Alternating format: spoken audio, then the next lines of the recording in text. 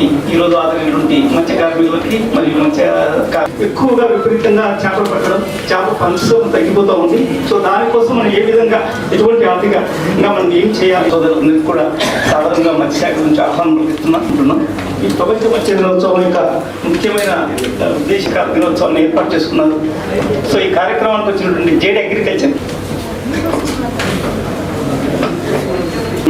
So చాలా వరకు మత్స్య సంపద తగ్గిపోతూ ఉంది, మత్స్యకారులు చేపలు దొరకడం లేదు.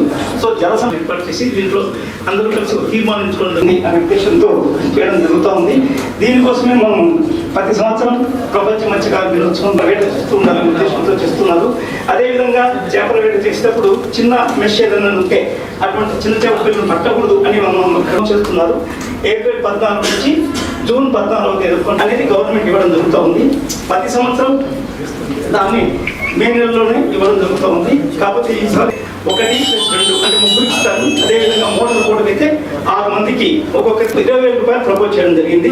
సో అది ఇంకా తొందరలోనే రావడం జరుగుతుంది. కాబట్టి ఈ సంవత్సరం మత్స్యకారులకు ఇంకా దాదాపు 600 కార్డ్స్ ఇవ్వడం జరుగుతుంది. ఈ 600 కార్డు తీసుకోవడం ఉంటుంది. అదేవిధంగా సింగరాయకొండలో కూడా ఒక డీజల్ ఉంటుంది. ఈ రెండింటిలో కూడా మనం ఇస్తాం. ఇవే కాకుండా కొన్ని ప్రైవేట్ వాళ్ళకి ఇచ్చినటువంటి ఎగ్జిబిషన్. అదే కాకుండా అక్వా కల్చర్ ఏదైతే మన దగ్గర అక్వా కల్చర్ ఉందో blackish water aqua culture aqua జోన్లో 10 ఎకరాలు బిజినెస్ ఆపరేషన్ అన్ని కూడా ఒక కంట్రోల్ తీసుకొచ్చారు. దీంట్లో మనం ఎప్పుడు కూడా ఆ యొక్క షాప్స్ హ్యాచరీస్ ఉన్నాయి, 30 హ్యాచరీస్. ఈ హ్యాచరీస్ నుంచి నాణ్యమైన సీడ్ రైతులకు వెళ్తుందా లేదా అని చెక్ చేయాలి. ఈ కేసీసీ కిసాన్ క్రెడిట్ కార్డ్స్ ఇవ్వడం జరుగుతుంది. దాదాపు 2,500 కిసాన్ క్రెడిట్ కార్డ్స్ ఇప్పుడు దాకా ఇయ్యాం. అంటే సెల్ఫ్ హెల్ప్ గ్రూప్స్ లాగానే మన మత్స్యకారుల దాంట్లో కూడా ఎంఎంజీ గ్రూప్ ఏర్పాటు చేసి వాళ్ళకు కూడా మేము రివాల్వ్మెంట్ ప్రపోజ్ చేయడం జరుగుతుంది. మత్స్యకారులకు సొసైటీగా ఫామ్ చేస్తాం. ఎక్కడైనా సరే గ్రూప్ ఆఫ్ పీపుల్ ఉంటే ఆ సొసైటీ ఫామ్ చేస్తే ఆ మత్స్యకారు అందులో 40 దాకా ఇండియన్ సొసైటీస్ అంటే చిరువులు వాళ్ళకే ఇస్తాం. జీవో ప్రకారం సొసైటీ ఉంటే ఆ జిల్లాలో స్థూలంగా మత్స్యకారుల యొక్క అభివృద్ధి పదవి. సో మనకు జనరల్గా ప్రొడక్షన్ మేడం జేడి గారు దగ్గరికి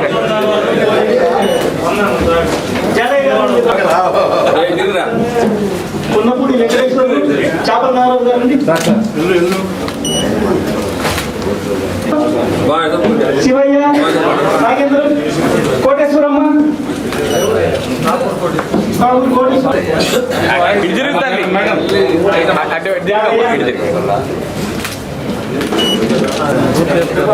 వెంకటరమణ,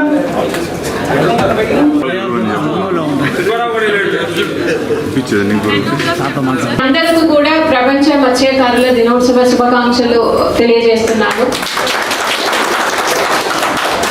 ఈ సందర్భంగా మొట్టమొదటిగా మనకు విజయవాడ ఫ్లడ్స్ టైంలో మన ప్రకాశం డిస్ట్రిక్ట్ నుంచి 35 బోట్స్ 75 మెంబర్స్ ఒక్క నైట్ 10 o'clock చెప్పాము.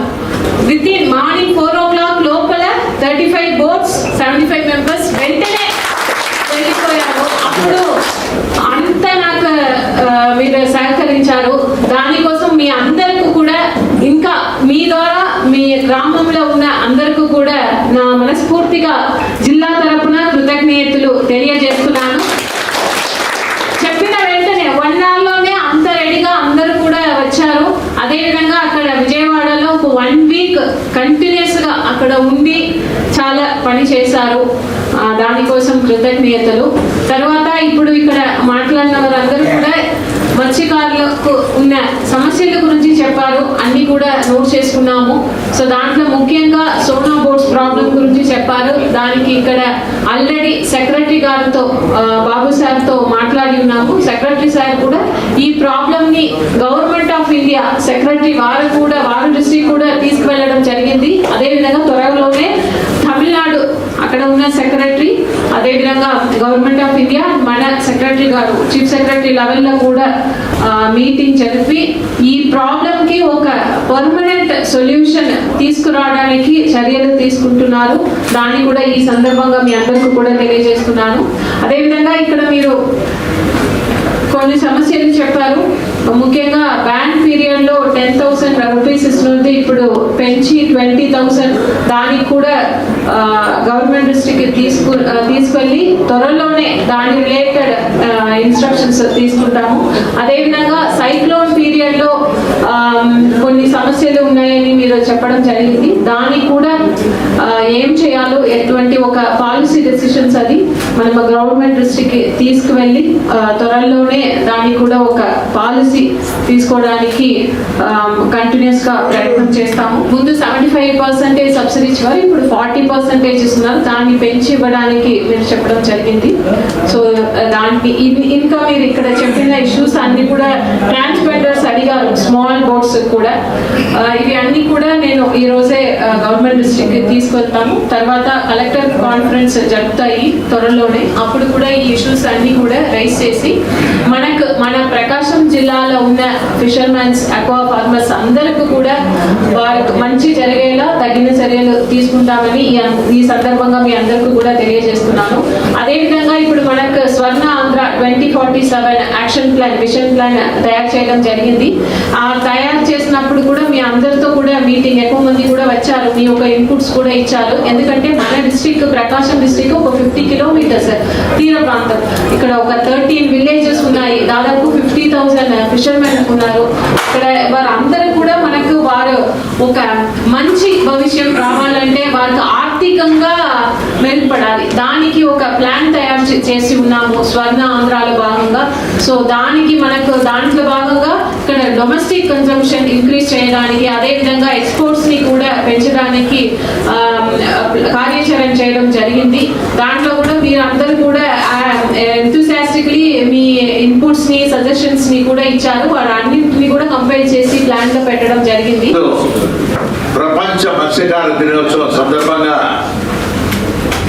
మీరందరి ముందుకు వచ్చి ఈ ప్రపంచ మత్స్యకార దినోత్సవ శుభాకాంక్షలు తెలిపేదాని వరకు మేమందరం వచ్చున్నాము. మొదటిగా ప్రపంచ మత్స్యకార దినోత్సవ శుభాకాంక్షలు మీ అందరూ కూడా చాలా మీరు చెప్పిన విషయాలన్నీ కూడా అవగాహన చేసుకొని ఇటువైపు ఉన్న వారందరూ కూడా ఎటువంటి ఇబ్బందుల్లో ఉన్నారు మత్స్యకారులని కూడా అర్థం చేసుకుంటూ వస్తున్నాం. మత్స్యకారులనే అంటే ఈ భద్రతకు కూడా కోస్టల్ ఏరియా, తీర ప్రాంతాల్లో ప్రజల్ని అందరినీ కూడా కాపాడగలిగిన వ్యక్తులు అందరూ కూడా మత్స్యకారులే.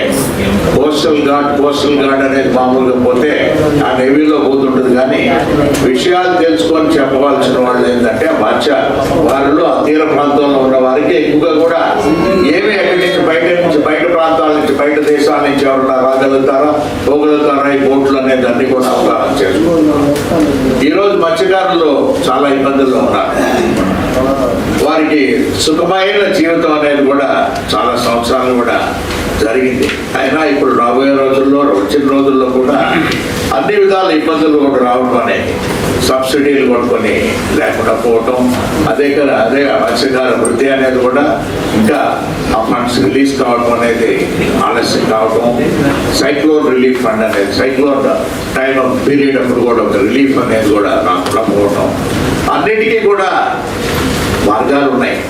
మన గౌరవ ముఖ్యమంత్రి చంద్రబాబు నాయుడు గారు అయితే ఎలక్షన్ ముందే వారి మత్స్యకారుల గురించి ఎన్నో విధంగా కూడా చెప్పడం, మేనిఫెస్టోలో కూడా పెట్టడం. నాకైతే మొదటి నుంచి కూడా సార్ మత్స్యకార గ్రామాలను మాకు రాజకీయంగా కూడా ఈ స్థాయిలో ఉండడానికి మొట్టమొదట నాకు ప్రారంభంలో మత్స్యకార మొదటి నుంచి కూడా నాకు అసోసియేషన్ కూడా అంటే ఉండేవి. ఓళ్ళపాలెం, పాకల గ్రామం అన్ని కూడా ఎందుకంటే విశ్వసనీయంగా ఉంటారు, నిజాయితీగా ఉంటారు, నమ్మిక ఒక మనిషి చిన్న పని చేస్తే ఆ పని ఒక్కరైతే ఇంతంతగా చెప్పి ఎక్స్పాన్షన్ గా చెప్పి బాగా సపోర్ట్గా ఉండేటువంటి జాతి, వారందరూ కూడా ప్రత్యేక ధన్యవాదాలు కూడా. మన మిత్రులు చాలా చక్కగా వివరించడం జరిగింది. ఇవన్నీ నిజాలే.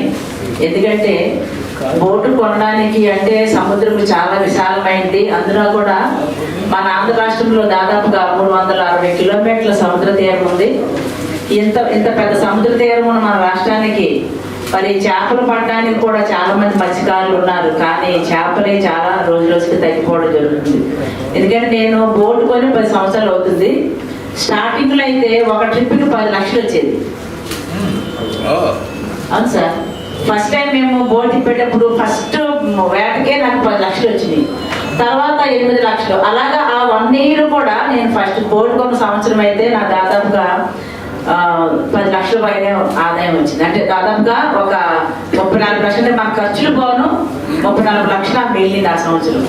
తర్వాత సంవత్సరం ఇంకా అలా రోజు రోజుకి మరి ఇంకా తగ్గడం జరిగింది.